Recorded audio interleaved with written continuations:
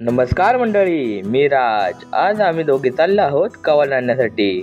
ते कुठे जातोय ते तुम्हाला सांगतो. सकाळच्या मस्त वातावरणात आजी आणि मी निघालो होतो कवाल आणण्यासाठी.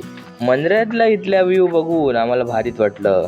मग काय, आईने कवाल उचलायला सुरुवात केलं आणि बांधायला सुरुवात केली. मग काय, कवाल हळूहळू बांधायला आईने सुरुवातच केलेली होती.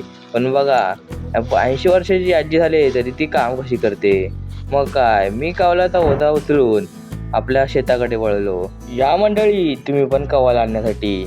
आज होळीचा दिवस असल्यामुळे आम्हाला आज जायला लागलं होतं शेवर आणण्यासाठी. शेवर आणण्यासाठी गावाला कोण माणसंच नाहीयेत.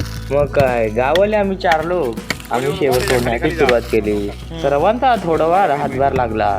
मग काय, शेवर तोडल्यानंतर आम्ही होळीच्या नेमाकडे निघालो. होळीच्या नेमाकडे जाताना थम्सअप दाखवताय.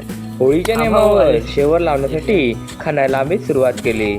मग काय, थोडं थोडं करून मी पण हातभार लावला. नंतर म्हणायला नको की हा फक्त व्हिडिओ शूटिंग करतोय. सगळ्यांनी हातभार लावून आपला शेवर उभा केलं. मग काय, होळी सजवण्यासाठी आम्हाला परत जायचं होतं जांभळाचे टाळे आणण्यासाठी.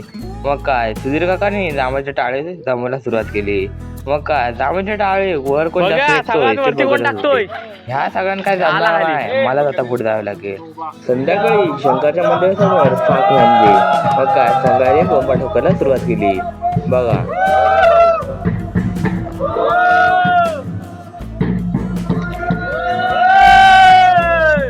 शंकराच्या मंदिराच्या जवळ फाग म्हणून आम्ही गावदेवीच्या मंदिराच्या इथे फाग म्हणण्यासाठी आलो. फाग म्हणून झाल्यानंतर आम्ही होळी पेटवण्यासाठी आपल्या होळीच्या नेमाकडे वळलो. फायनली आता शिमगोत्सवाला सुरुवात झाली. पहिली होळी लावून झाली. बघा, 3 होळी. मित्रांनो, व्हिडिओ आवडले असेल तर लाईक आणि शेअर करायला विसरू नका. असे नवीन व्हिडिओ तुम्हाला भेटत जातील. तोपर्यंत बाय.